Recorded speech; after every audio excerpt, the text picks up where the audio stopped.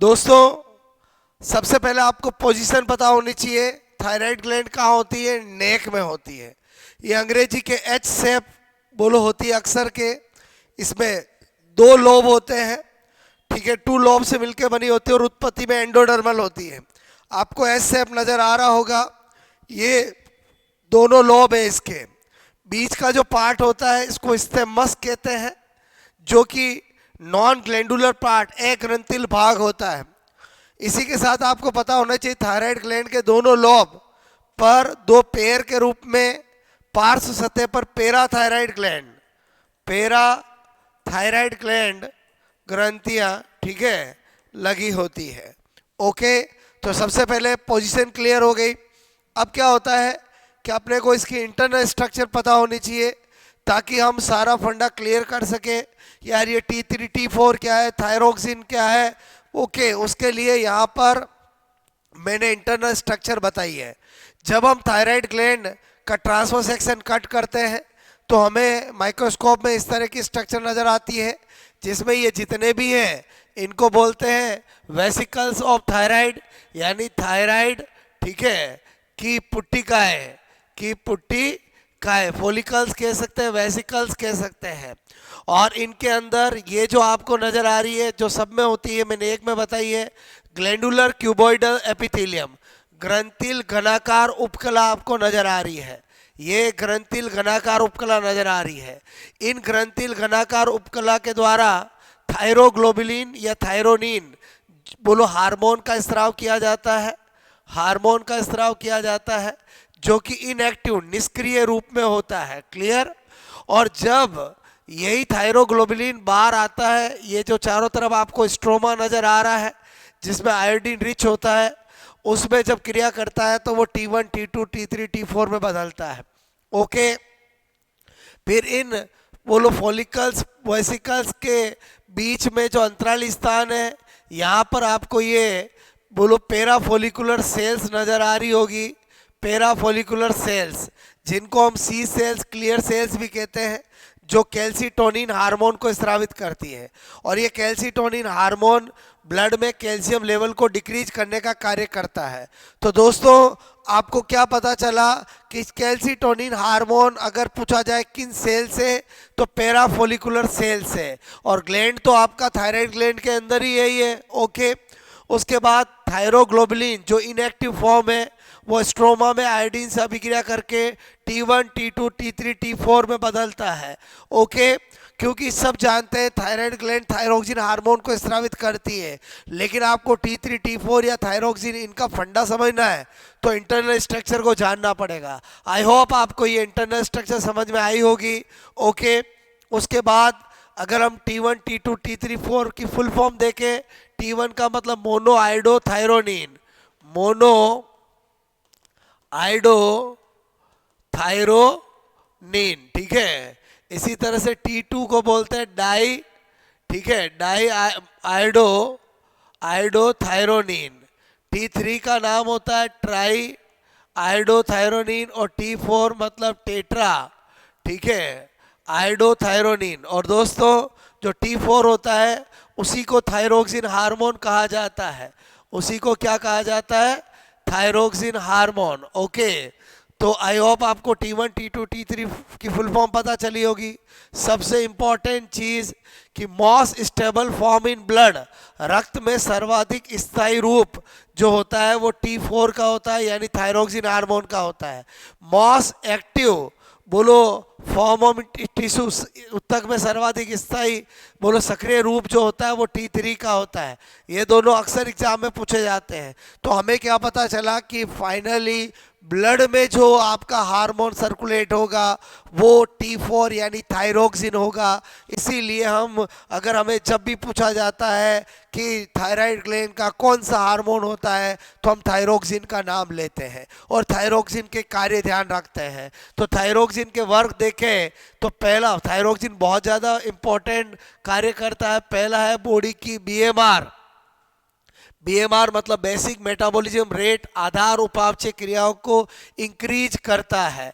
दूसरा कार्य ये बॉडी में एटीपी के प्रोडक्शन को इंक्रीज करता है। क्लियर? बीएमआर बढ़ाएगा तो एटीपी का प्रोडक्शन ज़्यादा होगा क्योंकि सारी बायोलॉजिकल प्रोसेस फास्ट होंगे, और बॉडी टेम्परेचर को भी इंक्रीज करता है। फैट का विघटन करवाता है, very very important. Thyroid gland का थायरोक्सिन हार्मोन वसा का क्या करता है? डिग्रेडेशन कराता है। ऐसे नोड पर डायरेक्ट इफेक्ट डालकर हार्ट रेट को इंक्रीज करता है। ये पांचों कार्य अपने में होते हैं, लेकिन 6 और 7 स्पेसिफिक फंक्शन है। एम्फीबियंस जो उभयचर होते हैं, मेंढक वगैरह, उनमें कायांतर मेटामॉर्फोसिस की को प्रेरित करता है यही थायरोक्सिन हार्मोन। यानी आपसे मैं कहना चाहता हूं कि टेडपोल, ठीक है, को जो टेडपोल लार्वा होता है उसको वयस्क में बदलना क्या कहलाता है? बोलो, मेटामॉर्फोसिस कहलाता है। मेटामॉर्फोसिस कहलाता है, और इसका प्रेरण कौन करता है? Thyroxine hormone. इसलिए दोस्तों अक्सर क्वेश्चन आता है कि तालाब में क्या डाला जाए कि बोलो टेडपोल ज़्यादा फ्रॉग में बदलेंगे, iodine, fluorine, chlorine, bromine, iodine. तो आयोडीन होगा, क्योंकि आयोडीन ज़्यादा मिलाओगे पानी में तो आपको जो थायराइड ग्लैंड का स्ट्रोमा में आयोडीन ज़्यादा होगा तो बोलो इनएक्टिव का एक्टिव फॉर्म में बदलना ज़्यादा होगा, और थायरोक्सिन हार्मोन जितना ज़्यादा बनेगा उतना ही क्या होगा? मेटामॉर्फोसिस फास्ट होगा। क्लियर? इसी तरह से रेप्टाइल्स सरीसृप में निर्मोचन मॉल्टिंग की क्रिया को प्रेरित करता है। दोस्तों ये सारे फंक्शन थायरोक्सिन हार्मोन के सारे इंपॉर्टेंट है। क्लियर? ये पर्टिकुलर एम्फीबियंस में और ये रेप्टाइल्स में है। ओके, उसके बाद देखते हैं दोस्तों, अगर हमने कार्य देख लिया तो फिर हाइपोथायराइडिज्म और हाइपरथायराइडिज्म देखना पड़ेगा। हाइपोथायराइडिज्म का मतलब hyposecretion of thyroxine hormone. Thyroxine hormone का कम स्त्राव होने पर क्या क्या होता है, और हाइपर सीक्रेशन ऑफ थायरोक्सिन यानी हाइपरथायराइडिज्म। दोस्तों हाइपोथायराइडिज्म में 4 प्रॉब्लम आती है। एक होता है सिंपल ग्वाइटर, सामान्य गलगंड। बोलो पहले बहुत होता था, बोलो आयोडीन की कमी से यहाँ पर ये साइज इस तरह से बढ़ जाती थी, लेकिन आयोडीन युक्त नमक खाने पर ये दूर हो जाता है। सिंपल ग्वाइटर समझ में आया होगा। फिर है cretinism, very important.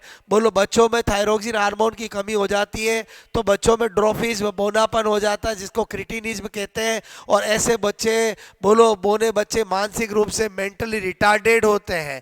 Clear? Okay, cretinism ध्यान रखना है। ग्रोथ हार्मोन की कमी से भी बच्चों में बोनापन होता है, लेकिन वो बोने बच्चे मेंटली ओके होते हैं और आपसे में को सर्कस में काम करते हैं जिनको एक्लियोसिस कहते हैं। जबकि थायरोक्सिन हार्मोन की कमी से जो बच्चों में बोनापन, ड्रोफिज्म होता है उसे क्रिटिनिज्म कहते हैं, और ऐसे बच्चे मानसिक रूप से दुर्बल होते हैं। फिर मिक्सोइडिमा रोग, आज के टाइम में फीमेल में जो हाइपोथायराइडिज्म हो रहा है उसको मिक्सोइडिमा के नाम से जाना जाता है।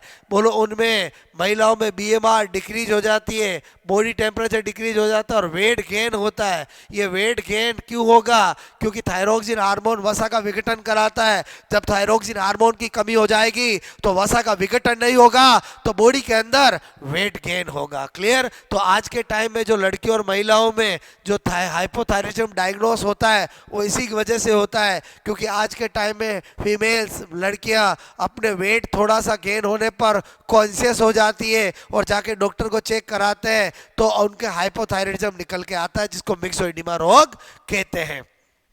उसके बाद हाशिमोटो रोग, ये ऑटो इम्यून डिसऑर्डर होता है जिसे सुसाइड ऑफ थायराइड भी कहते हैं।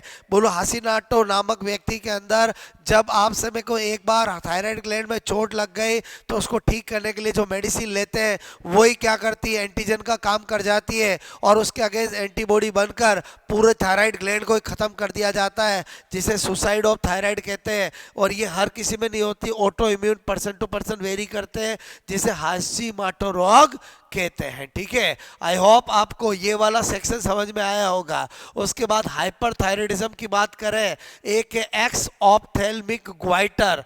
दोस्तों नाम से पता चल रहा है एक्स का मतलब एक्सटर्नल, ठीक है, बाहर की ओर, और ऑप्थेल्मिक का मतलब आई बॉल। क्लियर? यानी आई बॉल की साइज का इंक्रीज होना और बाहर निकली हुई बोलो प्रतीत होती है, उसको एक्स ऑप्थेल्मिक ग्वाइटर कहते हैं। अक्सर हम देखते हैं कुछ लोगों की आंखों की आई बॉल बड़ी हो जाती है, लाल लाल और बाहर निकली हुई दिखाई देती है। इट मीन्स उन्हें बोलो ट्रीटमेंट की जरूरत है, एक्स ऑप्थेल्मिक ग्वाइटर। और ग्रेव रोग और पाल्मर रोग ये भी हाइपरथायराइडिज्म को शो करता है। हाँ, ग्रेव के अंदर थायराइड ग्रंथि की सिमेट्रिकल ग्रोथ होती है और पाल्मर में अनसिमेट्रिकल ग्रोथ होती है। एंड रिजल्ट क्या होता है, हाइपरथायराइडिज्म के अंदर बॉडी में बीएमआर इंक्रीज हो जाएगी, क्योंकि जब थायरोक्सिन का सीक्रेशन ज़्यादा होगा तो उसका कार्य इंक्रीज होगा, बोलो बॉडी टेम्परेचर इंक्रीज हो जाएगा, वेट लॉस होगा और हार्ट रेट बोलो इंक्रीज होगी। इसका मतलब हुआ कि हाइपोथायराइडिज्म से वेट गेन होता है और हाइपरथायराइडिज्म से वेट